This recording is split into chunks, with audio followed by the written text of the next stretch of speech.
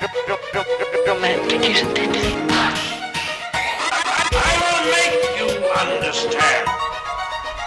Hey guys, I'm back, and the topic for this video is protective styling. This is important because a lot of people have a lot of misconceptions about what protective styling is, and I figured I'd clear some things up. We can go into the whole science of it, or I can explain it in a metaphor, and I think I'm going to go with the metaphor. For instance, what do you do when you want to preserve something that's old?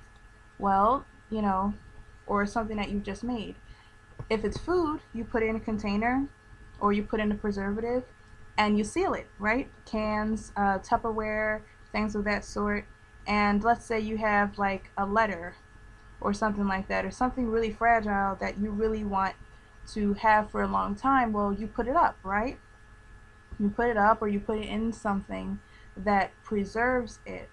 Well, the ends of your hair are the oldest parts of your hair, and tend to be the first parts that really get damaged.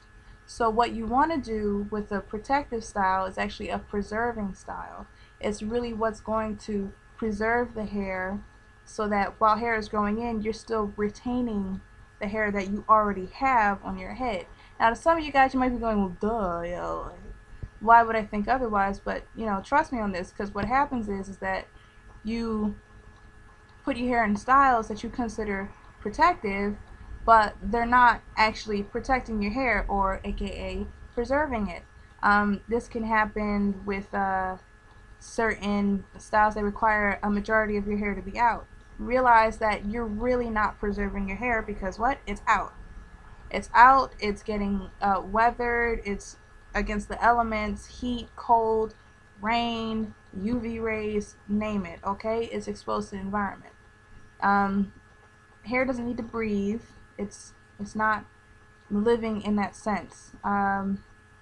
But do know that certain other protective styles that actually are protective, such as braids, twists, some people consider weaves to be protective styles, if done wrong, aren't so protective. I see girls on the bus and their micros would be like, like really, really small. And I'm not sure if they expect, to not have breakage from that. It's really not just my personal opinion, but people, that's really how a lot of girls lose their edges. Those teeny weeny tiny micro braids that are just so impossibly small on the side of their head. And I'm thinking that is a lot of weight and a lot of strain and a lot of stress on that little bit of hair that's in that braid, So it's no surprise to me that I'll see them like a couple months later and it's like, huh, where'd your edges go? It's crazy. You can do what you want, it's your head, but I'm just saying, like, it's reality. You're putting a lot of hair on a little bit of hair. And that's like, what are you doing? Like, you're gonna put it under a lot of stress. It's not gonna work out. So something to consider there. Same goes for twists, and same goes for weaves. A lot of these people, like, they do their braids, their sew-ins very, very tight. And mind you, the friction from the thread can sometimes be damaging to the hair as well. I'm a person that does sew-ins, or used to do sew-ins for my sisters, and I used to get them myself. And I can tell you that sometimes the pain was almost to the point, like, you shouldn't have to take, unless you're tender-headed, you really shouldn't have to take things like Excedrin, Tylenol, Motrin after you get your hair done. And I know many girls that figure, oh, well, it's tight. That just means it'll last a long time. Yeah, the style will last a long time, but not your hair. So, you got to keep these kind of things in mind when you're really trying to get that protective style. Now, right now, my hair is in twists. Some are pinned up in the back, and for the most part, most of my ends are covered here and there. Or even if they're not, they're kind of there's strength in numbers. So having my hair together like this in the twists or in braids really gives it an advantage. Also, that brings me to another point, which is low manipulation. And with low manipulation means you're not straightening your hair every day, you're not brushing it, combing it, constantly having your hands in it and manipulating it every day. All of us want a cute style, and that's perfectly understandable. But, try getting a style that you can wear for a while, or that you would just have to, like what I did, maybe you'll pin it up or wear it down, or something like that, over time, where you really don't have to constantly have your hands and all that friction and heat and water and all that other stuff in your hair. Water is good for your hair, but know that if you're wetting your hair a lot and not putting what it needs back in after it's not wet, aka dry, then you're doing more damage than good.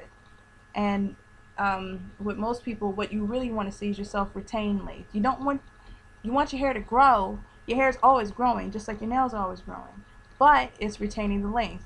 Why can't everybody have long, crazy nails like me? Well, what do they say? My nails break. They chip, they split, they, get all rigid around the corners and stuff like that. Well, same goes for your hair. It splits. The top protective parts, chip away, and all those other things happen. So what do I do to preserve my nails? Actually, sidebar, my nails didn't start getting this long until I started using more products like the oils and stuff in my hair. And I noticed that whenever I had a good trip going with my hair and, it was getting into my cuticles here as well as here, then they started just, growing like monsters and just there. So, anyways, back to protective styles, it's just really important that you're mindful of all these things, because people say, oh, braids really grow my hair. No, your hair still kind of grows itself, but the trick here is that you're not constantly doing things that break off the growth that you already have. The point is to keep the hair that's already on your head on your head. That's the trick. So when the new hair comes in, it's kind of just added to what's already on your head. It's really actually that simple, that you just want to keep what you already have. When people say, I want my hair to be healthy, good. That's the first step. I want my hair to grow. Yes, that's good. It's important to get yourself the nutrients inside and out that you need for your hair and nails. But on the same note, it's no use if your hair grows really fast and breaks off just as fast, which is usually what happens with most women that get stuck here or up here and things of that nature. And I'm bringing this up now because I'm at a point where I'm really past my shoulders with my hair length. And I haven't been here in a couple years, and the last time I slipped up by putting glue in my hair. And what happens? Right out. Right out. So at this point, my main goal with myself, as well as many other naturals out there probably, is to really retain the hair that is already on my head. I want to retain length, which means doing these protective styles. I probably only have like 30 more days left of wearing my hair out, because come fall, braids. And I do my own braids, because ain't nobody breaking my hair off. But the point is that when you get to a certain point, you really want to start retaining what you already have. It's just like when you want something new. Well, you got to take care of what you already have. When you want to preserve food and you want to preserve something important to you, something close to you, you put it up, you seal it, you put it away, right? Exactly. And while your hair, side note too, while your hair is in these protective hairstyles, you still have to put nutrients in. You still have to, oil your hair, grease it, whatever you do. You still have to do things like that when you have braids and when you have in twists or these other styles. You still have to somehow moisturize your hair. It still needs those things. So I guess, I put braids in my mom's hair, and her hair felt really dry, and I had just taken the twist out to put the braids in. And I said, Mom, haven't you been putting, things in your hair? And she says, no, I don't really have the time for it. I work a lot. And I'm like, yeah, and I know you really want your hair to grow too, because she decided to transition to natural. And I said, if you really want that to happen, then you have to really keep feeding your hair. You have to keep, feed your hair, but you know what I mean? You have to keep giving your hair what it needs. And at the same time, treat it in a manner that keeps it on your head. Sorry, it's late. It's like 11 o'clock at night. But I really want to get this video out there because I know a lot of you are at a point in your growth journeys where you really want to see length pay off. And there's nothing wrong with wanting long hair. There's nothing wrong with wanting short hair. Personally, I want my hair long. So what do I got to do? Keep the hair I already got. Simple, right? Keep the hair that's on your head and you're good. That's the way it works. So protective hairstyles in some are about low manipulation, which means little to no heat, not all up in your hair, none of the friction of the combs or the brushes or any of that. And it's also about protecting your ends and protecting the hair that you already have on your head. And what I mean by protecting, I mean protecting from the elements, you know, the sun's UV rays or the wind or the bitter cold or wherever you're at, you know, the heat, for instance. Here it was like 102 today. I was like, really?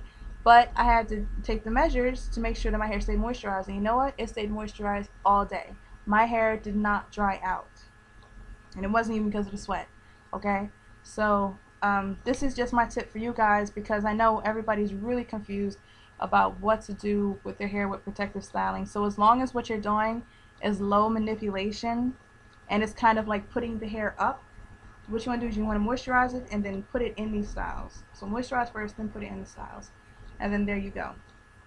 You know, I'll probably put up some other pictures of ideas of protective hairstyles, but for the most part, that's really what I wanted to talk to you guys about. So there you go. I hope this helps for some of you that are new to this, and for some of you that have been doing this for a while, I hope this provides a new perspective. So subscribe and keep taking care of your hair, guys, because good hair is healthy hair, okay?